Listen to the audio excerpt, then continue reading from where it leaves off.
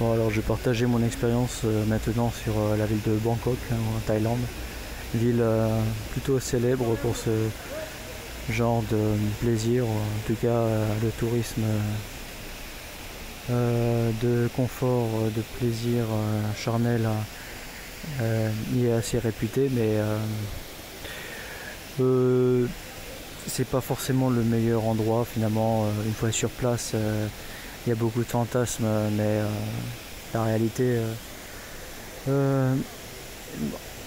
c'est mitigé, on va dire. Il y a du bien, mais il y a du moins bien aussi, quoi. Alors il y a des quartiers je me concentre uniquement sur les massages. Il y a beaucoup de salons, hein, ça c'est sûr. Il y a énormément de salons, mais bon, une grosse partie ce sont des massages pour se remettre d'aplomb, hein, des massages normaux, beaucoup de massages de pieds, hein, comme à la Thaïlande en général. Et voilà, donc des masseurs hommes.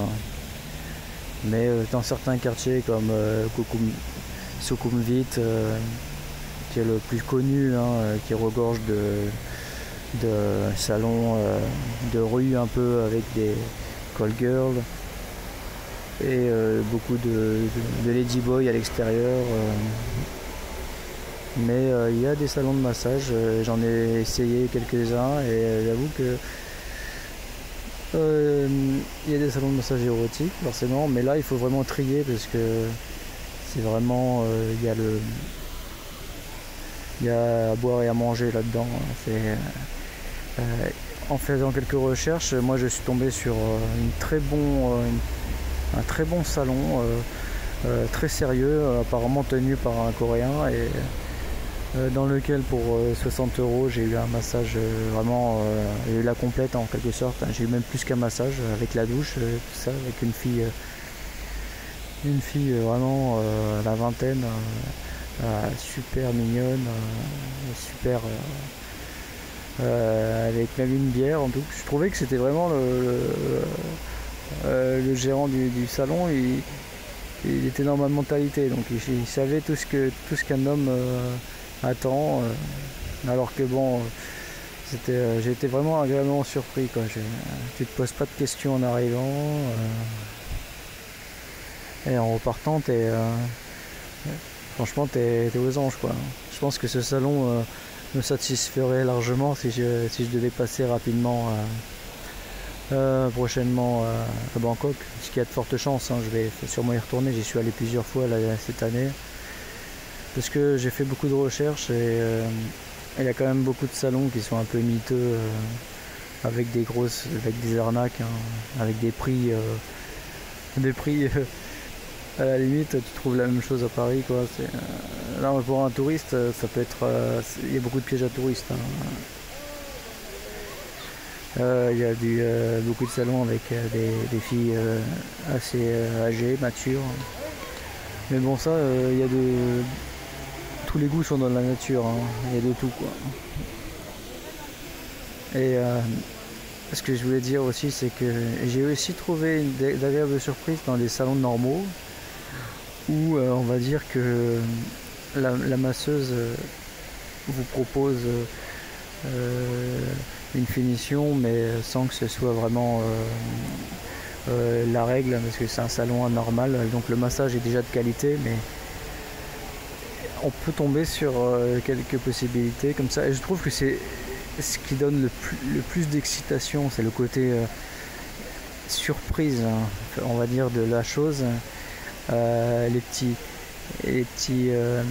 comment dire, les petits détails ou les petits signes qui vous donnent une indication comme quoi il y a moyen d'obtenir plus, surtout que c'est pas très cher, hein. Vous pouvez pour 15 € soit, ouais, c'était 700, j'avais payé le massage 300 et le petit plus ça m'a coûté 700 bahts, donc ça revient à 30 € l'ensemble. Ça va, ça. Et surtout que le massage était de qualité, donc je trouvais ça bien, parce que j'étais vraiment, il y a la tenue là. Quand tu mets une tenue en général, on te donne un kimono, tu t'imagines pas qu'elle va te chercher à t'exciter outre mesure. Bon voilà, sinon il y a beaucoup de grosses boîtes là, comment on appelle ça, des gros salles, enfin des immeubles, enfin c'est carrément des usines à massage érotique.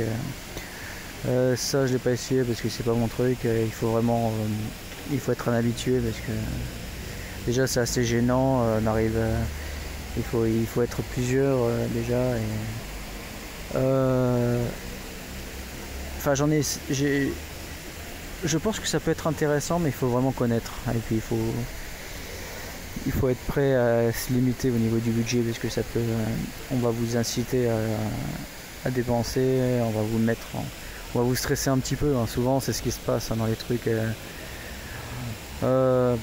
Même si à Thaïlande ils vous stressent moins que dans notre pays comme le Cambodge ou le Vietnam à l'accueil. Hein. Donc ils sont plus cool. Je pense que c'est le bouddhisme qui fait ça. Ils vous mettent à l'aise un peu plus. Mais bon, ils cherchent quand même à vous influencer. Hein. Voilà, donc il y a des possibilités, mais les prix sont quand même pas si abordables que ça. Avant on avait des idées reçues, comme quoi c'est 5 € le massage, 10 € la pipe, comme ça je pense que c'est terminé, hein. Il y a eu de l'inflation, tu payes ton café 3 € dans le centre-ville, donc c'est quasiment on a les mêmes. C'est une ville qui demande un budget quasiment de pays occidental. Donc, les taxis sont plutôt chers, même si bon ça va, ça reste abordable pour dépanner. Voilà, puis même les hôtels ne sont pas donnés, il faut quand même compter 15-20 € pour une chambre, le minimum pour une chambre privée quoi. Mais au niveau des massages, il y a pas mal de trucs. Hein. Puis ouais, c'est vrai quand il fait chaud comme ça, cette ville est vraiment intéressante. Il y a une atmosphère particulière. Hein.